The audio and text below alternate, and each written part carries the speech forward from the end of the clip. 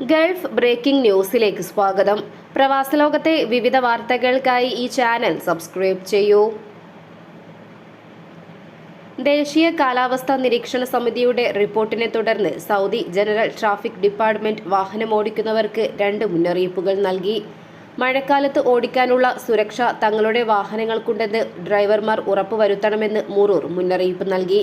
അതോടൊപ്പം മഴ സമയത്ത് വാഹനമോടിക്കുമ്പോൾ വഴുതാതിരിക്കാൻ ശ്രദ്ധിക്കണമെന്നും മുറൂർ ഓർമ്മിപ്പിച്ചു.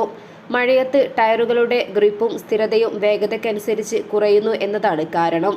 നജ്റാൻ, ജീസാൻ, അസീർ, അൽബഹ മേഖലകളിൽ സജീവമായ കാറ്റിനും ആലിപ്പഴ വർഷത്തിനും ശക്തമായ മഴയ്ക്കും ഇടിമിന്നലിനും സാധ്യതയുണ്ടെന്ന് കാലാവസ്ഥാ നിരീക്ഷണ കേന്ദ്രത്തിന്റെ മുന്നറിയിപ്പിൽ പറയുന്നു.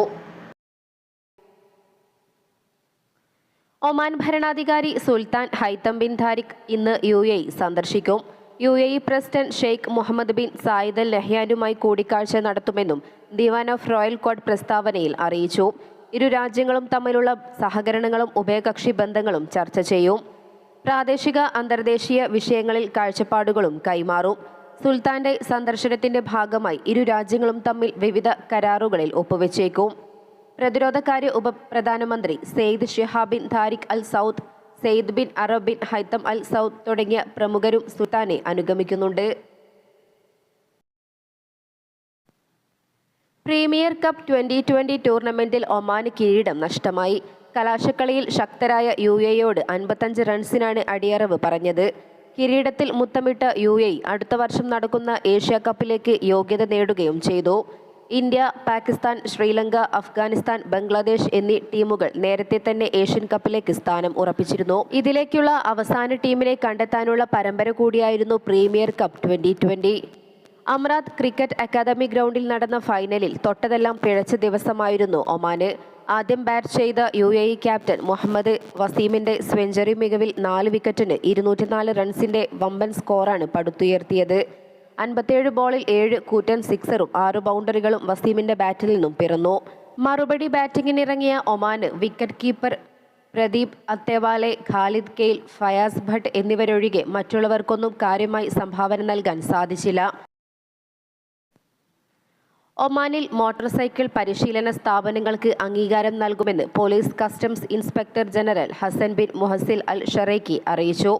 ഇത് സംബന്ധമായി നിലവിലുള്ള നിയമം പരിഷ്കരിച്ചതായും മോട്ടോർ സൈക്കിൾ സ്ഥാപനങ്ങൾക്കുള്ള മാർഗനിർദ്ദേശങ്ങൾ ഗതാഗത നിയമത്തിൽ എഴുതി ചേർത്തതായും അദ്ദേഹം അറിയിച്ചു. സ്വദേശികൾക്ക് മാത്രമാണ് പരിശീലന സ്ഥാപനങ്ങൾ നടത്താൻ അംഗീകാരം. അപേക്ഷകർ നല്ല സ്വഭാവ ഗുണമുള്ളവരും കുറ്റകൃത്യ പശ്ചാത്തലം ഇല്ലാത്തവരുമായിരിക്കണം. 2500 ചതുരശ്ര മീറ്ററിൽ കുറയാത്ത പരിശീലന സ്ഥലം അപേക്ഷകർക്കുണ്ടാകണം. കെട്ടിടത്തിന് ബന്ധപ്പെട്ട അധികൃതർ നൽകിയ അംഗീകാര പത്രത്തിന്റെ കോപ്പി അപേക്ഷയ്ക്കൊപ്പം സമർപ്പിച്ചിരിക്കണം. 150 cc-ക്കും 250 cc-ക്കും ഇടയിലുള്ള ബൈക്കുകൾക്ക് മാത്രമാണ് ലൈസൻസ് ലഭിക്കുക. ഡ്രൈവിംഗ് പഠിക്കാൻ എത്തുന്നവർക്ക് പരിശീലനവും ബോധവൽക്കരണവും നടത്താൻ പറ്റിയ ഹാളും സ്ഥാപനത്തിനുണ്ടായിരിക്കണം. മോട്ടോർ സൈക്കിളുകൾ പഠിക്കുന്നവർക്കായി ഗതാഗത സുരക്ഷാ പാഠ്യപദ്ധതി തയ്യാറാക്കണം. അതോടൊപ്പം മോട്ടോർ സൈക്കിൾ പരിശീലിക്കുന്നവർക്ക് സ്വദേശിയായ പരിശീലകനെ നിയമിക്കണം. പരിശീലനത്തിന് എത്തുന്നവരുമായി പ്രത്യേക കരാറുകളും ഉണ്ടാക്കണം. പരിശീലനം പൂർത്തിയായ ശേഷം അപേക്ഷകർക്ക് സ്ഥാപനങ്ങൾ ലൈസൻസ് നൽകണം. പരിശീലനത്തിന് ഉപയോഗിക്കുന്ന ബൈക്കുകൾക്ക് പ്രത്യേക വാഹന നമ്പറുകൾ നൽകണം. ബൈക്കുകൾ പരിശീലന ആവശ്യങ്ങൾക്ക് മാത്രം ഉപയോഗിക്കുക. ഡ്രൈവിംഗ് പരിശീലിക്കുന്നവരും പരിശീലിപ്പിക്കുന്നവരും പരസ്പരം ബന്ധപ്പെടാൻ ബൈക്ക് ഓടിക്കുന്നവർക്ക് ബ്ലൂടൂത്ത് ഘടിപ്പിച്ച ഹെൽമറ്റുകൾ നൽകിയിരിക്കണം.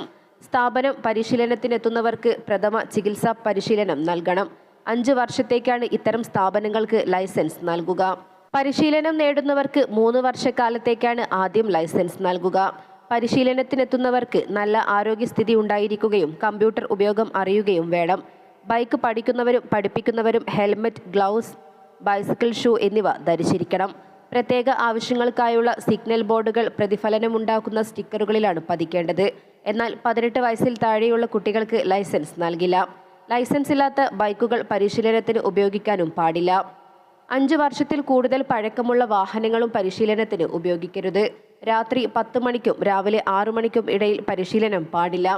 ഇടുങ്ങിയ റോഡുകളിലും ജനബാഹുല്യം കൂടിയ റോഡുകളിലും പരിശീലനം നടത്താൻ അനുമതിയില്ല. ലൈസൻസിന്റെ വിവിധ സേവനങ്ങൾക്കുള്ള നിരക്കുകളും അധികൃതർ വെളിപ്പെടുത്തിയിട്ടുണ്ട്. ന്യൂനമർദ്ദത്തിന്റെ ഭാഗമായി രാജ്യത്തെ വിവിധ ഗവർണറേറ്റുകളിൽ ചൊവ്വാഴ്ച മുതൽ വ്യാഴാഴ്ച വരെ കാറ്റിനും മഴയ്ക്കും സാധ്യതയുണ്ടെന്ന് ഒമാൻ കാലാവസ്ഥാ നിരീക്ഷണ കേന്ദ്രം അറിയിച്ചു. ആലിപ്പഴ വർഷവും ഉണ്ടായേക്കാം. വാദികളും നിറഞ്ഞൊഴുകും. ബുറൈമി, വടക്ക് തെക്ക് ബാത്തിന, ദാഹിറ, മസ്കറ്റ്, ദാഖ്ലിയ, തെക്ക് വടക്ക് ഷെർക്കിയ, മുസന്തം എന്നീ ഗവർണറേറ്റുകളിലാണ് മഴ പ്രതീക്ഷിക്കുന്നത്.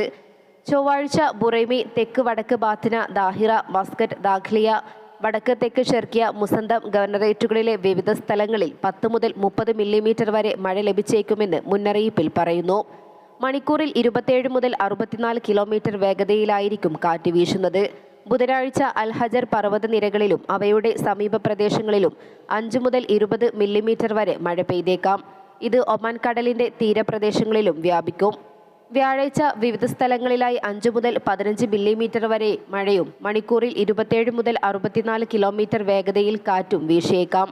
മഴയുടെ പശ്ചാത്തലത്തിൽ എല്ലാവരും ജാഗ്രത പുലർത്തണമെന്ന് സിവിൽ ഏവിയേഷൻ അതോറിറ്റി ആവശ്യപ്പെട്ടു.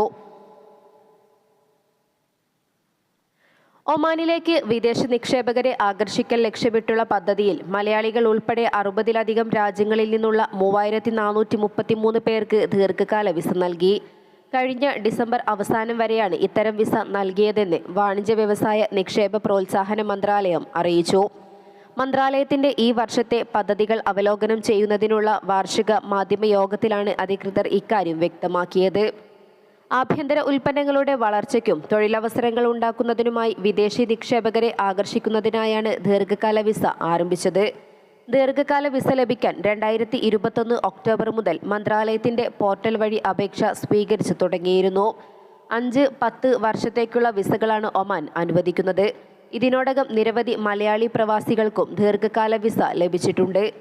ഒമാനിൽ കൂടുതൽ തൊഴിലവസരങ്ങൾ ഉണ്ടാക്കുക, തദ്ദേശ ഉൽപ്പന്നങ്ങൾക്ക് കൂടുതൽ സാധ്യത നൽകുക, ഒമാന്റെ സാമ്പത്തിക ഘടനയെ ശക്തിപ്പെടുത്തുക, നിക്ഷേപത്തിൽ ഗുണപരത ഉറപ്പുവരുത്തുക തുടങ്ങിയവയിലൂടെ നിർണായക നീക്കങ്ങൾ നടത്തുന്ന പ്രമുഖ നിക്ഷേപകരെയാണ് ഇങ്ങനെ ദീർഘകാല താമസാനുമതിക്ക് പരിഗണിക്കുന്നത്. നിബന്ധനകൾക്ക് വിധേയമായി 5-10 വർഷക്കാലത്തേക്കായിരിക്കും താമസാനുമതി നൽകുന്നത്.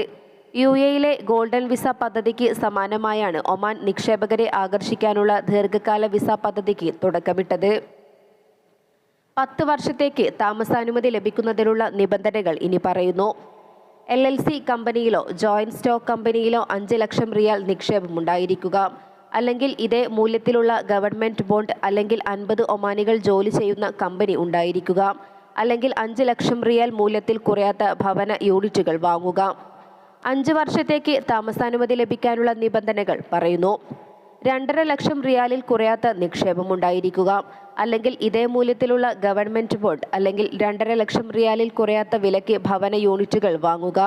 നിശ്ചിത കാലയളവിൽ ഒമാനിൽ ജോലി ചെയ്ത് വിരമിച്ചവർക്കും അപേക്ഷിക്കാം. ഇവർക്ക് 4000 റിയാലിൽ കുറയാത്ത സ്ഥിര വരുമാനവും താമസ സ്ഥലവും ഉണ്ടായിരിക്കണം.